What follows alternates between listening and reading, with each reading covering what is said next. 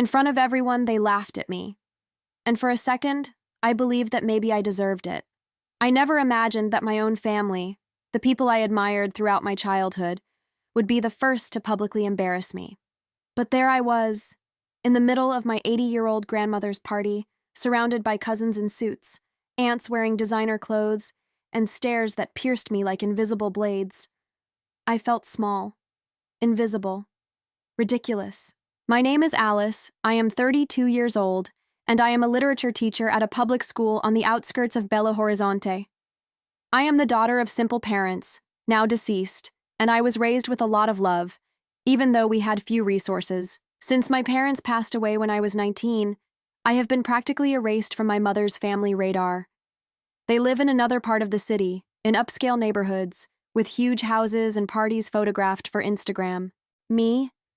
I lived in rented apartments, gave private lessons to support myself, and bought books at secondhand bookstores when I could barely afford food. I was invited to Grandma Elisa's party with a terse message on WhatsApp, sent by a cousin who barely remembered my name. "Let's celebrate Grandma's 80th birthday. We'll be waiting for you." For a moment, I hesitated to go. But something inside me, perhaps the need to belong, perhaps the hope that there was still a bond, made me accept. I spent days choosing what to wear, rehearsed greetings, and even prepared a handmade gift for my grandmother, a bound notebook with her poems, which I found in an old trunk. But as soon as I arrived, I felt it. That feeling that only those who have been rejected understand. The looks that last a second longer, the forced smiles, the way no one bothered to include me in the conversations. One of my aunts even asked, "Are you still teaching? In public school, right?" With that tone between condescension and surprise, I laughed politely. When it was time for speeches, all the grandchildren were called to the microphone, except me. When I timidly approached the table where the organizers were standing, a cousin said to me, laughing, "Oh, we didn't know you were coming," as if my presence wasn't even expected, as if my existence was a footnote. It was at that moment, looking at those people so well-dressed, so proud of their careers and expensive cars, that I realized how out of place I was, and how much it hurt. But what no one there knew, not even me completely, was that that night would mark the end of a version of myself, and the beginning of something that none of them could have predicted. It wasn't always like this. When I was little, Grandma Elisa's house was my favorite place in the world. I vividly remember the porch with wicker chairs, ripe mangoes falling from the trees, and my grandfather Mauricio's infectious laughter before he fell ill. I would run through those hallways with my cousins, barefoot on the cement floor, not noticing any differences between us. I thought we were all the same. My parents, Julio and Ana, were the only ones in the family who didn't have a college education. My father was a carpenter. My mother baked cakes to order. But we never lacked affection, bedtime stories, or long hugs. While my uncles discussed stock market shares, my father told me how he turned wood into furniture with soul. And my mother taught me the value of care, honest work, and love for words. She was the one who introduced me to books. At age 7, I got my first one, The Little Prince, with my name written by hand and a dedication that read, "To Alice, who will teach the world to see with her heart." For a long time, that phrase guided my life. But after my parents died, in a car accident on Highway 40, everything changed. I remember the funeral. I remember being there, holding my mother's cold hands and looking at my uncles and cousins as if asking for help with my eyes. But even there, all I got were polite phrases, short hugs, and promises that were never kept. "Whatever you need, we're here." They weren't. The following week, I went to live with a neighbor, Mrs. Clotilde, who had known my parents forever. My uncles claimed logistical issues, limited space, and busy lives. It wasn't just that. It was shame. I was a reminder of where they came from, and where they didn't want to go back. I got on with my life as best I could. I worked in stationery stores, sold truffles in college, and earned a degree in literature from a public university. Each achievement felt like a personal challenge to fate. But every time I saw a family photo posted on social media, at dinners, weddings, baptisms, and my name wasn't even tagged, the wound reopened. It was as if I had been carefully erased from the family narrative. Even so, inside me, a hopeful part resisted. I believed that one day, maybe, they would see, that they would understand, that I was not less. I was just different. That's why I agreed to go to that party at my grandmother's house. Because part of me was still that little girl on the porch, listening to stories and believing that family love was unconditional. I was wrong. But that night, something started to change. And it wasn't in the others. It was in me. I should have realized it sooner. The signs were there, silent, almost elegant in their disguised cruelty. But when you want to belong so badly, you make excuses not to see the obvious. It started with small, almost imperceptible comments, disguised as compliments. During tea at Aunt Marta's house, a cousin commented, "Wow, you speak so well. You sound like you went to college." I smiled awkwardly. I had gone to college. I had a bachelor's degree, a master's degree, and more than 100 students who proudly called me professor. But there, among people who valued only foreign degrees and pedigree surnames, my education seemed inferior.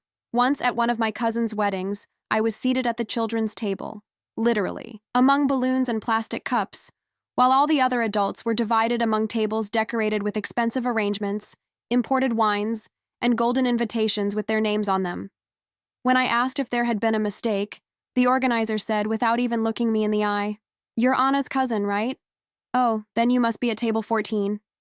And there I stayed, eating sweets and listening to jokes that weren't meant for me. Another time, in a conversation about investments, I mentioned that I had managed to save some money to start a small independent book publisher, a long-held dream. My uncle Leonardo let out a muffled laugh and commented in front of everyone, "But does that make money? Nobody reads books these days. You should try something more practical, like reselling cosmetics." Everyone laughed. Me too. But inside, it hurt. And then there was the absence. The absence of invitations, of messages, of reminders on important dates. I saw photos on WhatsApp groups of family gatherings I never knew were happening. Christmas, Easter, birthdays. I was only remembered when it was convenient, when they needed someone to proofread the invitation or edit the caption for a tribute. The teacher cousin was useful, but invisible. But the worst part wasn't the direct contempt. It was the indifference. We were all fruits of the same tree, but I seemed to be the branch that grew crooked, outside the frame of the photo. And even when I tried to smile, to get closer, to show them my world, it seemed that the more I tried, the more they pulled away. I started to wonder if the problem was with me, if I was being too sensitive, if I wasn't really worthy of that space. I started to downplay my victories, keep my opinions to myself, wear neutral clothes so as not to draw attention. Deep down, I just wanted to be accepted, to be seen, to be treated with the same dignity they offered each other. But that never came. And little by little, without realizing it, I began to shrink. When you grow up trying to be loved by those who ignore you, you learn to apologize for existing. And I didn't know it yet. But that silent process of shrinking was preparing me for collapse. Over the years, the exclusion ceased to be merely social and emotional. It also became practical, silent, and cruelly strategic. After my parents died, part of their assets, few but precious, were left under the administration of my uncle Celso, my mother's older brother. A soft-spoken man with a calculating gaze, he always said, "Don't worry, Alice, I'll take care of everything until you're ready." And I, in mourning, young and vulnerable, believed him. He sold the car my father had left behind, claiming that it wasn't worth repairing. Then he rented out the simple house where I grew up, saying he would use the rent money for my education. But I never saw a penny. When I asked him about it years later, he just smiled. "You never had to pay for college. You studied on a scholarship. The money went to your food, rent, clothes, things like that. Do you want receipts?" At the time, I swallowed hard, because the truth was that I was surviving on what I earned as a tutor, sharing a room with 2 other girls, and eating instant noodles every other day. But that was the tone, control disguised as care. They always knew what was best for me. When I decided to open my independent publishing house, no relatives showed up at the opening. Worse, my cousin Gustavo, a lawyer, said it was too risky to register a business in my name, and offered to do it in his name. "To protect you," he said. I refused, of course, and was never invited to another family gathering. Over time, I realized there was an invisible hierarchy in the family, one I could never climb. Those who followed the script, medicine, engineering, law, their father's company, were celebrated. Those who strayed were ignored or advised until they gave up. I was the black sheep. Even Grandma Elisa, my sweet grandmother, started acting differently toward me. She would call all her grandchildren on their birthdays. For me, sometimes it was a generic message on my caregiver's cell phone. Once I asked if I could spend a Sunday with her. She replied, almost embarrassed, "Honey, your Aunt Marta doesn't like me having visitors without warning. She says it messes up the routine." That day, I went home feeling that even the only connection of tenderness I believed I still had was not really mine. Everything was conditioned, controlled, calculated. And I, who had learned from my parents to stand on my own 2 feet, now found myself walking on eggshells, questioning every step, every word, every choice. I even started reviewing my texts before posting them on social media. I wanted to avoid their judgment, even though they would probably never read them. The worst prison is the one we build inside our own minds. I had let their shame become my identity. My limits were being defined by people who had never really listened to me. And deep down, a part of me began to believe that maybe I really didn't deserve any better. But something inside me, small, almost inaudible, was still pulsing. A spark. A remnant of the girl who read poetry on her mother's lap and believed that words could change the world. That spark was still there, waiting. And it wouldn't be long before it set everything ablaze. There came a time when even getting out of bed required effort. I woke up already tired. My head throbbed even before the sun came through the window of my small apartment. I would stare at the ceiling, searching for the strength to face another day at school, another day pretending to be fine. My students, my greatest pride, were also, ironically, my last foundation. When I entered the classroom, something inside me would rise up. But when I walked out the door, it was as if all the masks came crashing down at once. I was exhausted, not physically. It was a tiredness of the soul. Everything hurt me. An unanswered message in the family group chat, an ignored phone call, the absence of invitations, the indirect messages on social media. I even saw my cousin Mariana say in a story, mockingly, "Some people romanticize being poor and think it's beautiful to live on dreams and poetry. Go to work, dear." She was talking about me. Everyone knew it. I started to isolate myself. I turned down invitations, avoided get-togethers, and even stopped visiting my grandmother. I began to believe that I was really a discordant note in a melody that never included me. My writing, once full of passion, became automatic. My books gathered dust. The publishing house I had created with so much love was at a standstill. I couldn't write anymore. I couldn't even dream. I remember one particular weekend. It was raining. I was lying on the sofa, wrapped in a blanket, too weak even to take a shower. The lights were off. The TV was on with the sound turned down. I cried softly, as if even my own crying didn't deserve to be heard. Suddenly, I heard an audio message from my Aunt Marta in the family group chat, talking about a Sunday lunch that everyone would have at her house. "Oh, just family, right? People with the same vibe who help each other." A cousin replied, "No outsiders this time, please." They thought I didn't read it, that I didn't see it, but I saw it. Everything, and as much as it hurt, I kept justifying it. "They have a different lifestyle, Alice. They were raised differently. Maybe I really don't fit in with them." Even my therapist, a wise and delicate woman, looked at me with eyes full of compassion and said, "Alice, sometimes you're trying to fit into a mold that was made to exclude you. That's not love. It's control disguised as belonging." It was like a punch in the gut.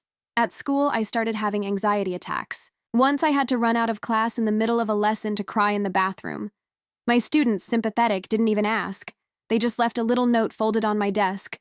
"We love you, teacher." And I cried even more. I was losing myself. What had once been strength was now fragility. What had once been struggle was now silence, till in the midst of this internal chaos, the invitation to Grandma Elisa's party arrived. That dry, impersonal WhatsApp message, that phrase that said nothing, but awakened everything in me. "Let's celebrate Grandma's 80th birthday. We'll be waiting for you." I didn't know it yet, but it would be the last time I would try to belong to that family. And it would also be the first time I would truly choose myself. Grandma Elisa's party was supposed to be a celebration of life. But for me, it was a funeral. The burial of the illusion I still carried about what it meant to have a family. I arrived alone, as always. I wore my favorite dress, a deep blue with small embroidery on the hem. I did my own hair and brought a gift I had made myself, a leather-bound notebook, where I had transcribed some of my grandmother's memories that I had found in old diaries kept in a trunk, stories she had told me when I was a child. I entered the house and was greeted by cold smiles and air kisses. The conversations were already underway, the groups formed, as if no one had noticed my arrival. I left my gift on the table where others had placed theirs. Expensive perfumes, boxes of imported wine, decorative works of art with store tags still attached. Mine looked like a strange object in that sea of ostentation. I sat alone. I watched. I laughed politely when someone made a joke, but no one looked me in the eye, until the ceremony began. A cousin went to the microphone and gave a speech praising the exemplary grandchildren who honor the family with titles, companies, and success. One by one, they were called to take pictures with their grandmother, give her their gifts, and say a few words. And then there was silence. My name was not called. The photos were over. The applause echoed. I remained seated, motionless, feeling my face flush. It hadn't been an oversight. I knew that. It had been a decision. And then, without planning it, I stood up. I walked to the front of the room. Most people had already dispersed, but some were watching me with that, "What is she doing?" look. I picked up the microphone that a cousin had left on the table and, with a trembling voice, said, "Excuse me for interrupting. I wasn't called, but I think Grandma might like to know that I'm here." Some laughed. Uncomfortable smiles spread like a virus. I continued, "Grandma, I brought you a present. It's not expensive, it's not modern, but it was made with memories, with love. It's your stories, you know? The ones you used to tell me in the hammock, when I still believed that all families really hugged each other." The room fell silent. I grew up thinking I was part of this. But little by little, I realized I was just tolerated, an invisible accessory in this photograph of successful people. And you know, I spent years thinking that the problem was with me, that if I kept quiet, adapted more, maybe you would accept me. But today I understand that's not true. The problem was never me. The problem is that you forgot what true love is, what respect is. My voice broke, but I held on. And that's okay. Because I'm also choosing to forget you, not with anger, but with relief. I don't need this. I have students who love me. I have stories that tell the truth. And I have a whole heart, even if it was broken by those who should have protected me. Silence. Total silence. I handed back the microphone. I picked up my bag.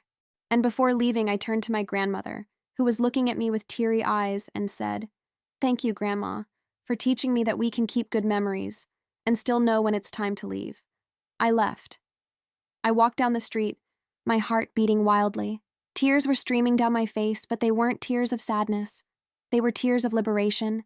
That night, I wasn't humiliated. I was revealed.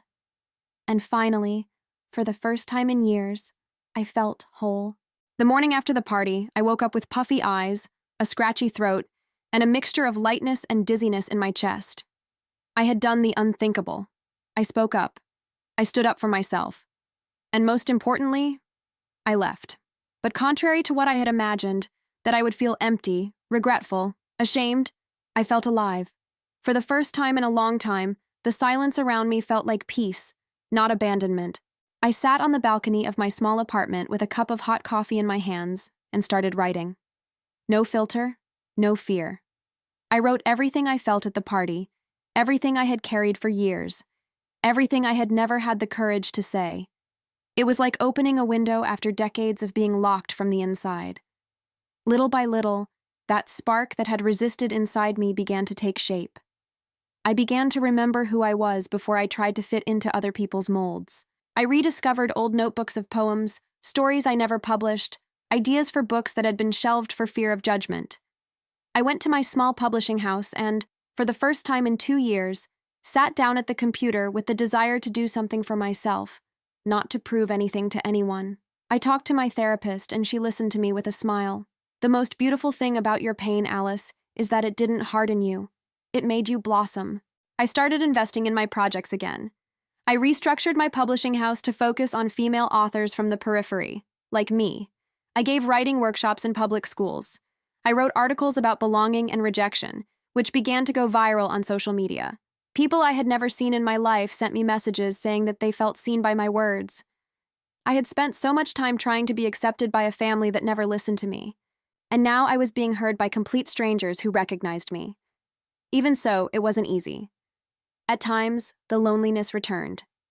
I still missed having a table full of people on holidays. I still looked at old photos with a lump in my throat. But now I knew. This wasn't weakness. It was humanity. I started to build a network of genuine affection. I got closer to coworkers, former students, neighbors. For the first time, I accepted that family doesn't have to be blood. It can be made up of presence, respect, choice. I cut off contact with those who hurt me. No drama, no explosions. Just with the firmness of someone who has learned that putting yourself first is not selfish. It's survival. I entered a literary contest with an autobiographical short story. The title? The Net Nobody Wanted to Remember. It was among the finalists. I didn't win. But I received an email from one of the judges saying, "Your text made me cry. Thank you for writing what so many of us feel and cannot say." That was more than a trophy. It was reparation. It was healing. And on this path of reconstruction, I realized that I no longer needed to apologize for who I am. On the contrary, I needed to honor myself every day for having survived, for having spoken out, for having chosen to leave, even when everything inside me said that the right thing to do was to continue accepting. It was the beginning of a new story.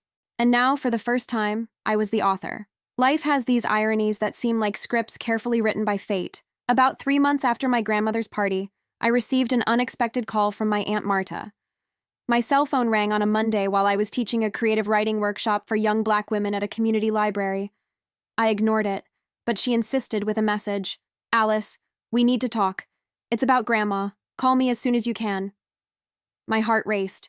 Part of me, instinctively, already sensed the veiled manipulation hidden beneath that "we need." But I decided to call. Out of respect for my grandmother. The call was short. "Grandma is sick. She's more fragile, a little confused at times. But she talks about you a lot. She said she regrets letting others push you away. Could you come see her?" That tore me apart inside. I scheduled the visit for Sunday. Not because of my aunt, but for myself. And for Elisa, that woman who, even though she had been silent in recent years, had rocked me so many nights when I was a child. I arrived at my grandmother's house and was greeted with a mixture of surprise and discomfort. The looks were the same. Judgmental, suspicious, as if my presence was an uncomfortable reminder of something they would rather forget. But I was no longer the same. I greeted them politely, without lowering my eyes. I entered my grandmother's room and found her thin, lying down, with a slightly lost look. But when she saw me, she smiled with teary eyes. "Alice, my girl who writes with her heart." I held her hand. We stayed there for almost an hour, in silence, then exchanging old stories, until she fell asleep. On my way out, I was surprised by a circle of relatives in the living room. Aunt Marta, Cousin Gustavo, and Aunt Lucinda. "Alice," Marta began, crossing her arms, "about your speech at the party, you caused unnecessary embarrassment, right?" I looked at her with the calmness of someone who no longer carries the guilt of others. It wasn't my intention to cause discomfort. But if the truth bothers you, maybe it's time to rethink what you call family. Gustavo interrupted. "You talk as if you were the victim, but you always excluded yourself. You always made yourself different." I took a deep breath. "You don't know what it's like to grow up feeling like you have to justify your existence. I tried for years to please, to belong, to fit in, until I understood that the problem wasn't my difference. It was your arrogance. You confuse standards with human value." Aunt Lucinda, who had been silent, spoke for the first time. "Your mother would be proud of you." My eyes welled up. But I didn't look away. Yes, she would. Because she taught me that dignity isn't about what we have, but about who we are. And I am someone who has decided not to accept less than I deserve, even if that means walking alone. No one answered. Not with words, but their silence, the silence of those who are forced to admit they have lost control, was the greatest symbol of my victory. I left my grandmother's house with my head held high, my heart racing, but free. I was no longer at the mercy of their acceptance. I would no longer beg for crumbs of attention. I would no longer live trying to fit into tables that always turned their backs on me. I had chosen myself, and for the first time, my story belonged to me. Today, when I look in the mirror, I don't see a wounded woman. I see a woman rebuilt, a woman who has learned through pain to love herself more strongly, who has understood that self-love does not come from external applause, but from the inner silence where our truth lies, and that sometimes we have to lose everything we believe to be family, to finally find our own identity. After that confrontation, I never received any more invitations. No happy birthday, no how are you, and you know what's most liberating? I didn't wait for it. I didn't cry about it. I didn't need it. Life went on, but with a new version of me at the wheel. My publishing house grew. I published a collection of texts by female authors from the periphery, many of whom had also been excluded by their families. The name of the book was suggested by one of the girls. Daughters of Courage, Voices No One Wanted to Hear. In a short time, the project went viral. We gained support, space at literary fairs, and invitations to give lectures at schools and universities. I started a book club in communities that had never had a writer visit before. Every week, when I saw women and girls getting emotional over the stories we published, I remembered the notebook I gave my grandmother and how memory is a powerful form of resistance. As for my grandmother, she passed away a few months after that meeting. I received the news in a terse message from a cousin. Grandma Elisa has passed away. The funeral will be tomorrow at 3 p.m. I went, not for them, but for her. I took the notebook of memories with me. I placed it in her cold hands, in the coffin. And I whispered, "Now you are back with your words." I left before the ceremony. I didn't need to see who was really crying and who was crying for appearances. Today I walk with lightness. I still have difficult days. I still remember from time to time the parties I didn't go to, the hugs I missed, the times I felt so small that I didn't seem to fit inside myself. But now I know, no one else can diminish me without my permission. And if I could leave a message to those who are reading, or listening to, my story, it would be this. You don't have to fit into spaces that were designed to exclude you. You don't have to beg for love, respect, or dignity. You don't have to accept silence as an answer. You have the right to speak, to leave, to rebuild. You have the right to start over and be your own home. Because when we choose ourselves, everything changes. And sometimes it's exactly that gesture, simple, profound, definitive, that leaves everyone else in shock.